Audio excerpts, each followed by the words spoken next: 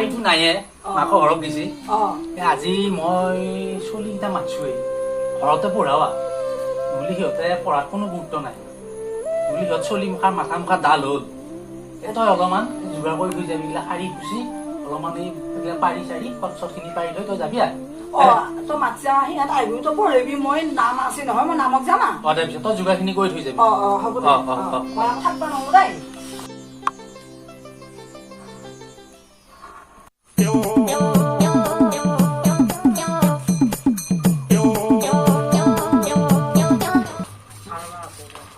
অ' sir sir আছেনে বুঢ়া বয়স হৈছে নহয় কিবা ঘুমি আছে অ' ছাৰ ঘৰত কোনোবা আছেনে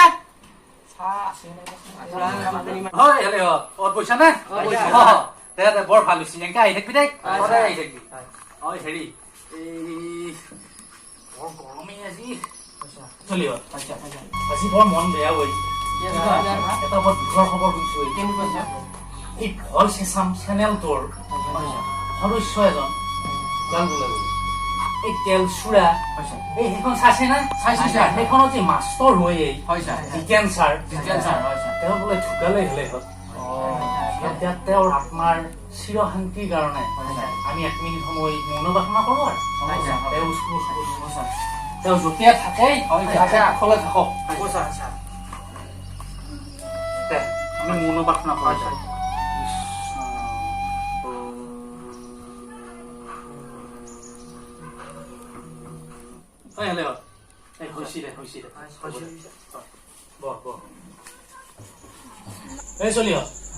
আমি আজি অলপ ৰচনাৰ বিষয়ে আলোচনা কৰো নে কি এতিয়া আমি পঢ়াৰ ফালে আগবাঢ়োৱা এতিয়া এই অৱনীয়ে ছাগলীৰ বিষয়ে ৰচনা লেখ কি পাৰ ছাগলীৰ বিষয়ে তই লেখ হিৰেণে গৰুৰ বিষয়ে লেখ যি পাৰ তই লেখ জয়ন্তই লেখ বানপানীৰ বিষয়ে লেখ আৰু জিতেনে মোবাইলৰ বিষয়ে লেখ আৰু হেমন্ত তই ৰন্ধন গেছৰ বিষয়ে লেখ আৰম্ভ কৰ বহুত দেৰি নকৰিবি দেই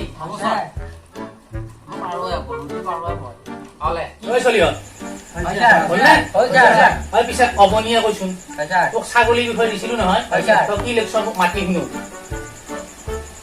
কিয় হৈ কও ছাগলী এটা পোহনীয়া জন্তু ছাগলীৰ 4খন ঠেং আছে ছাগলীৰ 2টা চকু আছে ছাগলীৰ 2খন কাণ আছে ছাগলীৰ আৰু 7টা নেজ আছে আমাৰ পাতি ছাগলীটোৱে 3টা কৰি পোৱালি দেই আমাৰ ঘৰত গৰুৰ গাখীৰ নহ'লে ছাগলীৰে গাখীৰেৰে চাহ পোৱা যায় ছাগলীৰ মুখখন জুইৰ নিচিনা ছাগলীয়ে খোৱা যিকোনো গাছৰ পুলিয়ে উন্নতি কৰিব নোৱাৰে ধনী মানুহৰ কাজত খাহী ছাগলীৰ মাংস খাব পাৰি ছাগলীৰ কাৰণে আমাৰ মাৰ বহুতৰ লগত কাজিয়া হৈ গৈছিল মনসা পূজাত গেলে পঠা ছাগলীৰ মাংস খাব পাৰি ছাগলীৰ গাখীৰ বৰ ডাঠ ছাৰ তই এই মুখা লিখিলি হয় ছাৰ তোৰ ধৰ ঘৰৰ ছাগলীৰ কথাটো মই লিখবে দিয়া নাই এই মান নাই মাৰা পঢ়িমৰ এইবাৰ জয়ন্ত তই কি লিখছা বানপানীৰ বিষয়ে তই সৌকাকে মোক পঢ়ি শুনো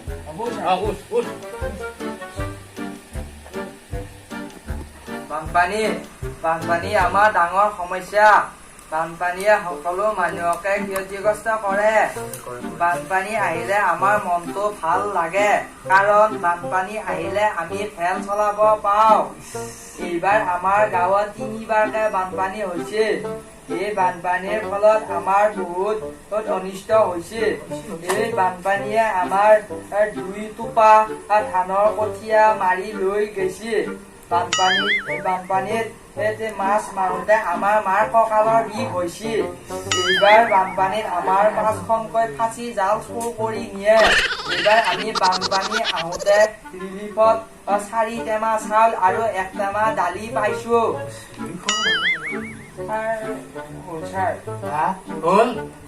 তই মান নাই মাৰা বঢ়িয়া লিখছা তই ইছ ৰাম প্ৰভু গোটেই সমস্যা হবা তই ইয়াতে ৰচনা তুমি দিলি সেইকাৰণে লিখিলি পঢ়িমৰ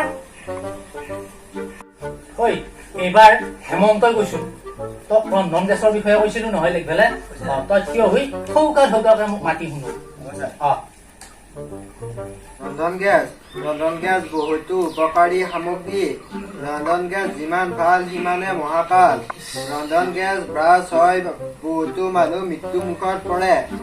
আমাৰ মায়ে চৰকাৰৰ পৰা গেছ পায়েই খৰিত ভাত ৰান্ধিব বাদ দিলে। আমাৰ দেউতাই গেছ জ্বলাবই নাজানে। এদিন মায়ে গেছত গাখীৰ বহি থৈ আহি বাহিৰত মেল মাৰি থাকোঁতে গোটেই গাখীৰ আৰু চচপেন ধৰি যায়। আজিকালি বহুতো মানুহে চৰকাৰৰ পৰা ৰন্ধন গেছ পাইছে আৰু এই ৰন্ধন গেছে মানুহৰ বহুতো বিপদ আনিছে। শুন, তই বৰ বঢ়িয়া লিখিলি। ইছ ৰাম প্ৰভু, এই তহঁতৰ গোটেই ঘটনাখিনি দেখোন ৰচনাত সোমাই দিছ। ঐ ঘৰৰ ঘটনা লিখবে দিলো। মান নাই মাৰা বহিমৰ। ঐ এইবাৰ জিতেনে কৈছোন, তোক মই মোবাইলৰ বিষয়ে লিখবে দিয়া নাছিলো নে? তই কি লিখছ বৰ ধুনীয়াকে তই থিয় হৈ কওঁ। মোবাইল এটা দৰকাৰী বস্তু। মোবাইলে আমাক বহুত কামত সহায় কৰে। কিছুমান মানুহে মোবাইলত ভাল কামত ব্যৱহাৰ নকৰে। ডাঙৰ ডাঙৰ মোবাইল লৈ বহুতো তিনিটা মতালৈ পলাই গৈছে। সেইকাৰণে আমাৰ দেউতাই আমাৰ মাক মোবাইল আনি দিয়া নাই। মোবাইলত বহু ধৰণৰ গেম খেলিব পাৰি। আজিকালি সৰু সৰু ছোৱালীবিলাকে মোবাইলত PUBG গেম খেলে। মোবাইলত বহুত ফাঁকি দিব পাৰি। হ'ল তই বঢ়িয়া লিখিলি। মোবাইলৰ আৰুতো কথা বহুত কথা আছিলে। তই কি সোপা ভৰাই দিলি? দিবে লগা সোপা লিখিলি আৰু নেদবে লগা সোপা লিখিলি।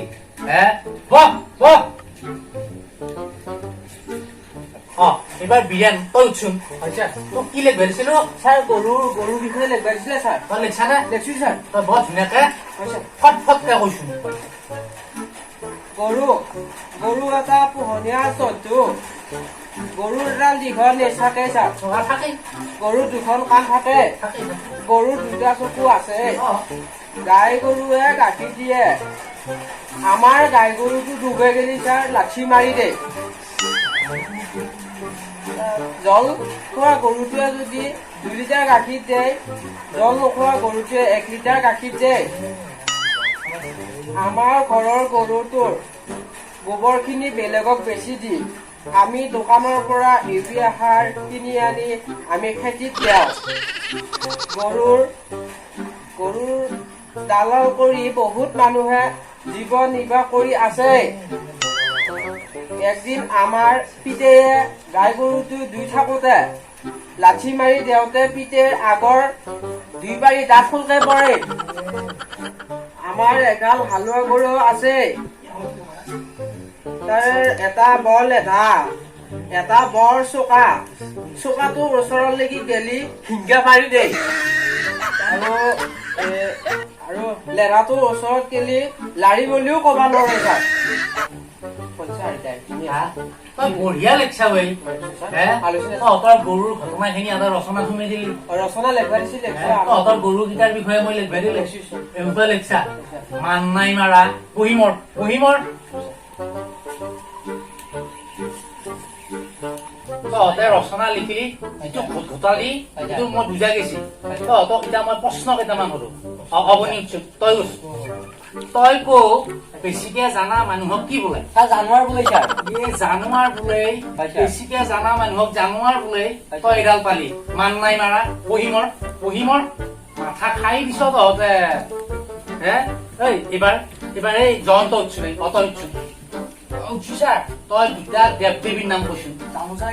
জানা কৈছো বাৰু কি নাম? ৰাম দেখছা কি কলা এসোপা? কপিল দেৱ আৰু শ্ৰী দেৱী দেৱ দেৱীৰ নাম কলি তই এসোপা। মান নাই মাৰা বহিমৰ। এইবাৰ হেমন্ত উঠছো নাই?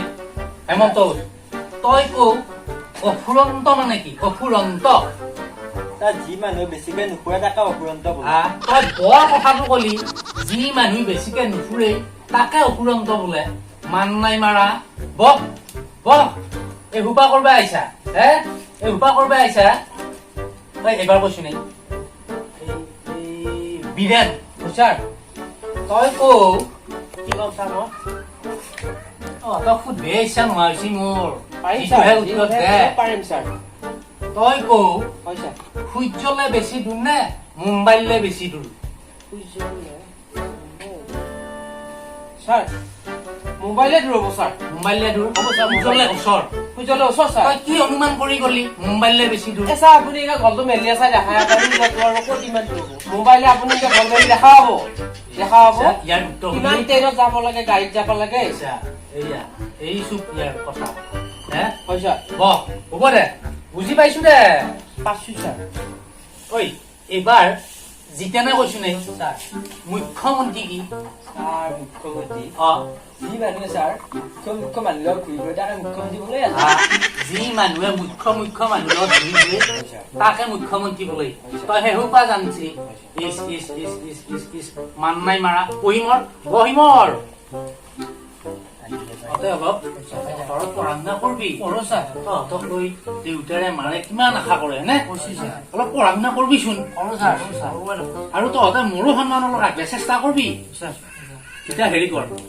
আজিলে যা এনেকে আহি থাকিবি দেই গোটেইকেইটা আহি থাকিবি এনেকে বেলেগ গো একেদিনাইনো কোন ডাঙৰ হয় হয় নে নহয় এনেকে আহি থাকিবি পাৰিলে আহিয়ে থাকিবি আৰু যা যাগে যা এই কাজিয়া চাজিয়া সভা কৰি নাছি এই বাটত কুকুৰ আছে চাবি কুকুৰ চুকুৰ চুকাই নাথাবি দেই নমস্কাৰ বন্ধুসকল আপোনালোকে যদি আমাৰ এই ভিডিঅ'টি চাই ভাল পাইছে তেনেহ'লে লাইক কমেণ্ট আৰু ছাবস্ক্ৰাইব লগতে শ্বেয়াৰ কৰি দিব এই ৰ চলি আৰু এটা কথা কি গেল নহয় কিবা বন্ধুসকল তুল এখনত উঠি লৈ সেইটো লৰাই থাকিব টিলিঙাটো বাই বাই